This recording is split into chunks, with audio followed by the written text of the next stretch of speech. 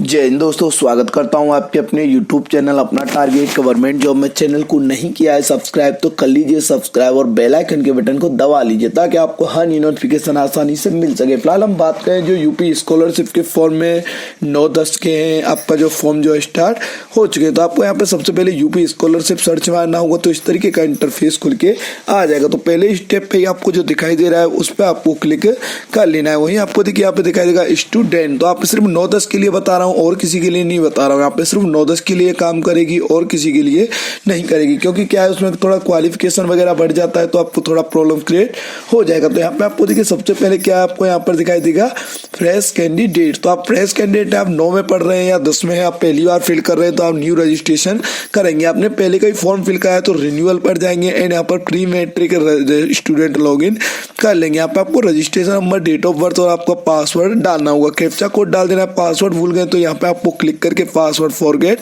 कर सकते हैं। तो पासवर्ड फॉरगेट कर सकते हैं, नहीं है तो आपको न्यू कर रहे हैं, पहली बार कर रहे हैं तो आपको क्या है स्टूडेंट पर जाना होगा, रजिस्ट्रेशन पे क्लिक करेंगे एंड आप किस कैटेगरी से बिलोंग करते हैं। देखिए SC ST जनरल वालों के लिए यहाँ पे दिया हुआ है, वहीं OBC वालों के लिए ये है, वही मुस्लिम समुदाय के लिए, अल्पसंख्यक लोगों के लिए यहाँ पर दिया हुआ है। तो आपको यहाँ पर क्लिक कर लेना है फ्रेश। तो आप जिस कैंडिडेट आप कैटेगरी में बिलोंग करते हो वो कैटेगरी सिलेक्ट कर सकते हैं। उसका पूछता है कौन से जिले में आपका स्कूल है, वो आपको सबसे पहले डालना होगा एंड आपको पूछता है आपका कौन सा स्कूल है। आपका यहाँ पर स्कूल यहाँ पर देखिए आपका आ रहा होगा तो आपको सिलेक्ट करना होगा। उसका पूछता है आपका जनरल, OBC SC ST किस कैटेगरी से बिलोंग करते हैं वो आपको डाल देना। धर्म कौन सा है वो आपको यहाँ पर डालना होगा। वहीं पूछता है कैंडिडेट नेम, तो आपको यहाँ पर अपना कैंडिडेट नेम, उसके बाद यहाँ पर दिखाई देगा आपको कैंडिडेट नेम, तो आपको वो डाल देना है एंड मोबाइल नंबर कौन सा है वो आपको यहाँ पर फिल करना होगा। फिल करने के बाद यहाँ पे आपको देखिए जो आधार कार्ड में है, मार्कशीट में वही डालेंगे, नाम गलत नहीं डालेंगे। उसके बाद आपको पासवर्ड है capital letter, small letter, numeric mode, special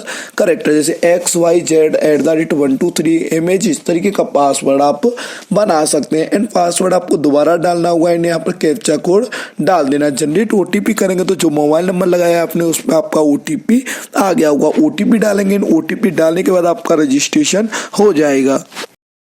उसके बाद आपको रजिस्ट्रेशन नंबर मिल जाएगा। तो यहाँ पे आपको क्या है, यहाँ पर जाना होगा स्टूडेंट पे, फ्रेश लॉगिन, आपको प्री मैट्रिक स्टूडेंट लॉगिन करना होगा। तो यहाँ पे आपको क्या आपका रजिस्ट्रेशन नंबर डालना होगा, मोबाइल नंबर एंड आपका जो पासवर्ड डाला था और कैप्चा कोड डाल देना है। उसके बाद आपको सबमिट कर देना है एंड सबमिट करेंगे तो इस तरीके का इंटरफेस खुल के आ जाएगा। यहाँ पे डिजी लॉकर से सत्यापन करें ये आपको क्लिक करना होगा। तो इस बार क्या आपका डिजी लॉकर कंपलसरी कर दिया, आपका VR सॉरी दे रहा है तो आपको क्या है दोबारा ट्राई करने की कोशिश है, क्योंकि आपका क्या है थोड़ा सर्वर प्रॉब्लम होता है तो आपका इस वजह से रिट्राई के लिए VR सॉरी बोल देता है। तो आपको यहाँ पर दोबारा से आपको लॉगिन करना होगा। तो आप दोबारा से लॉगिन करेंगे तो आपका लॉगिन होके आ जाएगा। तो आपको वहाँ पे डिजी लॉकर पे आप जैसे ही क्लिक करेंगे आपके सामने इस तरीके का इंटरफेस आएगा। तो click for DigiLocker verification, तो ये आपको क्लिक करना होगा एंड यहाँ पर देखिए आपका मोबाइल नंबर दिखाई देगा तो कैप्चा कोड आपको डाल देना है एंड आपको आई एग्री कर लेना है। जनरेट OTP पे आपको क्लिक करना होगा। तो आपके मोबाइल नंबर पर OTP आया तो OTP डाल देना एंड कैप्चा कोड डालने के बाद आपको यहाँ पर क्लिक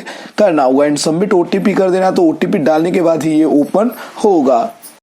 तो सबसे पहले क्या है यहाँ पे आपको अपना साइन अप करना होगा। अब डिजी लॉकर आपको क्रिएट करना है तब तक आप जो है लॉगिन नहीं कर पाएंगे। तो आप यहाँ पे साइन अप पे क्लिक करेंगे तो जो आपका आधार नंबर है वो यहाँ पर आपको डालना होगा। डालने के बाद आपको यहाँ पर आपके मोबाइल नंबर में आधार कार्ड नंबर लिंक होना चाहिए एंड आपको क्या है नेक्स्ट पे क्लिक करना होगा। तो जो मोबाइल नंबर रजिस्टर है उस पर आपका OTP जाएगा, OTP डाल देना है एंड OTP डालने के बाद आपको सबमिट बटन पे क्लिक करना है। तो यहाँ पे डिजी लॉकर वाली जो प्रोसेस है वो आपके लिए काफी मददगार रहने वाली है, तो ये आपको ध्यान से देखनी होगी। साइन अप किया है, साइन अप के बाद आधार नंबर डाला है एंड गेट OTP कर दिया। तो उसका मोबाइल नंबर जो आधार कार्ड में लिंक है उस पर OTP गया, OTP डालने के बाद आपको सबमिट करना होगा। जैसे आप सबमिट करेंगे एंड उसके बाद क्या है यहाँ पे आपको अपना कोई भी पर्सनल पासवर्ड जो है यहाँ पर डाल देना है जो आपको याद रहे। आगे यहाँ पे आप व्यू करके चेक भी कर सकते हैं आपने क्या पासवर्ड डाला है एंड आपको डन कर देना है। तो आपको यहाँ पे क्या आपका डिजी लॉकर क्रिएट हो चुका है। तो आपको कभी भी कोई डॉक्यूमेंट इश्यू होगा तो आपके डिजी लॉकर में आ जाएगा। तो यहाँ पे देखिए आपका KYC मांग रहा है, आप आधार कार्ड से KYC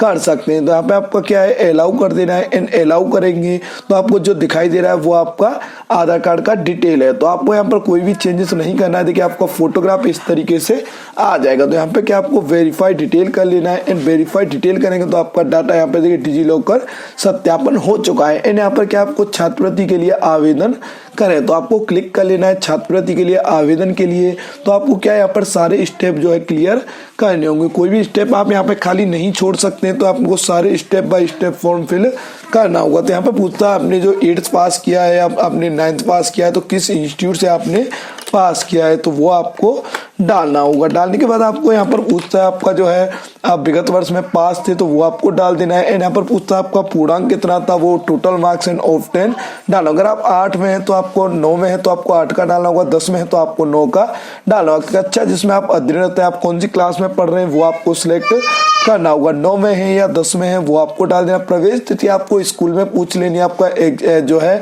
जहाँ तक है तो आपका 1/4/2023 होता है। हर स्कूल में सेशन अलग अलग होता है। तो बोर्ड का पंजीयन क्रमांक ये आपको कॉलेज से मिलेगा। एंड आपको पूछता है किस बोर्ड से आपने कर रहे हैं वो आपको डालना होगा। टीसी अगर आपने कोई ट्रांसफर करा है तो टीसी ले सकते हैं, ये आपका कंपलसरी नहीं होता है। आपने कॉलेज चेंज किया तो आप यहाँ पर टीसी का नंबर डाल देंगे। उसके बाद आपको इसको नीचे कर लेना है। नीचे पूछता है आपकी एरिया का पिन कोड क्या है, वो आपको डाल देना। देखिए अगर आपके पास टीसी नहीं है तो ये ऑप्शन आप खाली छोड़ सकते हैं। अगर आपके पास टीसी अवेलेबल है तो आपको सर्टिफिकेट नंबर एंड किस डेट में इश्यू हुआ है तो वो आपको डालना। एरिया का पिन कोड क्या है, ईमेल आईडी डालना होगा। एंड आपकी माता का नाम यहाँ पर आपको डाल देना। 8th किस ईयर में किया आपने, वो 8 का यहाँ पर कंपलसरी होता है। एंड आपका किस इंस्टीट्यूट से पास किया है वो आपको डालना होगा। किस बैंक से आपने किया, आपका किस बैंक में अकाउंट है वो आपको डाल देना। किस डिस्ट्रिक्ट में है, किस ब्रांच में है वो आपको डालना होगा। अकाउंट में नाम क्या है वो आपको डाल देना। IFSC कोड डालने के बाद यहाँ पे आपको अकाउंट नंबर डालना होगा। अकाउंट नंबर कंफर्म कर देना, दोबारा डाल के कोई गलती ना हो। यहाँ पे आपको देखिए कोई भी गलती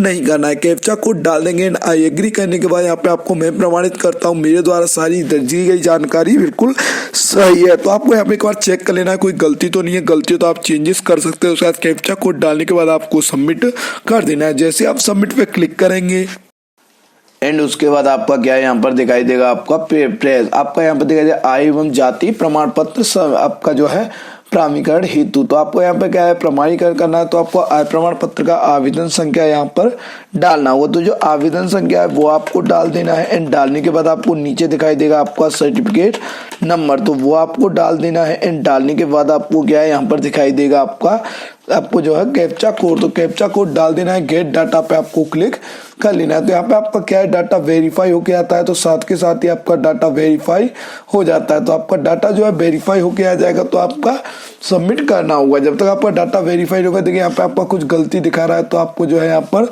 चेक कर लेना। आपने कोई गलती तो नहीं है, तो गलती है तो आप जो है वेरीफाई नहीं कर पाएंगे। तो आपको बिल्कुल अच्छे से फॉर्म जो है फिल करना होगा। यहाँ पे अच्छे से वेरीफाई होगा तभी आप आगे बढ़ा पाएंगे। अगर नहीं वेरीफाई हो रहा है तो आपको क्या है यहाँ पर देखने की आवश्यकता है कि कहीं गलती तो नहीं है। तो यहाँ पे देखिए इस तरीके का वेरीफाई इनकम आ जाएगा, तो आपको वेरीफाई डिटेल करना होगा। तो ये आपका वेरीफाई हो चुका है। वहीं आपको पूछा है प्रमाणीकरण हेतु आधार नंबर डालें, तो वो आपको डालना होगा। यहाँ पे आपको यहाँ अपना आधार नाम और डेट ऑफ बर्थ दिखाई देगा। एंड आपको क्या है जो आधार नंबर है वो आपको यहाँ पर डालना होगा। तो जो आपका आधार नंबर है वो आपको डाल देना है, जो भी आपका आधार नंबर दिया हुआ है। एंड आधार नंबर कंफर्म करना होगा, दोबारा से डालना होगा। एंड आपको क्या है नीचे दिखाई देगा आपका डिक्लेरेशन क्लिक कर लेना है। एंड जो कैप्चा कोड दिखाई दे रहा है वो आपको डाल देना है। वेरीफाई करेंगे, वेरीफाई आधार, तो आपके आधार कार्ड में जो मोबाइल नंबर लगा हुआ है उस पर OTP जाएगा, तो आपका आधार कार्ड वेरीफाई हो जाएगा। एंड वेरीफाई के बाद आपका क्या है NPCI का ऑप्शन खुल के आ जाएगा। उसके बाद क्या है यहाँ पे आपको NPCI हेतु सत्यापन पर आपको चेक करना होगा। तो आपका आधार कार्ड जो है बैंक में लिंक होना चाहिए, NPCI होना चाहिए, तभी आपका जो है फॉर्म फिल हो सकता है। अगर यहाँ पे देखिए स्टेटस नोट रिसीव दिखा रहा है तो आप फिल नहीं कर सकते। तो पहले बैंक जाके NPCI कराए, उसके बाद आपको चेक NPCI स्टेटस दोबारा से करना होगा, तो आपका वेरीफाई हो जाएगा। जब तक वेरीफाई नहीं होगा तब तक आप चेक नहीं कर पाएंगे। यहाँ पे आपका इसके बाद क्या आपका चेक करने के लिए फॉर्म आ जाएगा, तो जांच हेतु आप चेक करने के लिए चेक कर सकते हैं। एंड उसका कोई गलती है तो आप यहाँ पे जाके आवेदन में संशोधन कर सकते हैं। बिल्कुल सही है तो आप संस्था में जमा करनी है तो प्रिंट निकाल लेंगे, तो आपका एप्लीकेशन फॉर्म जो है फाइनल हो जाएगा। आशा करता हूं आपको वीडियो काफी पसंद आएगा और आपके लिए काफी हेल्पफुल रहा होगा। ऐसे हेल्पफुल अपडेट्स के लिए हमारे चैनल को सब्सक्राइब कर लें। Thank you for watching. अपना टारगेट गवर्नमेंट जॉब।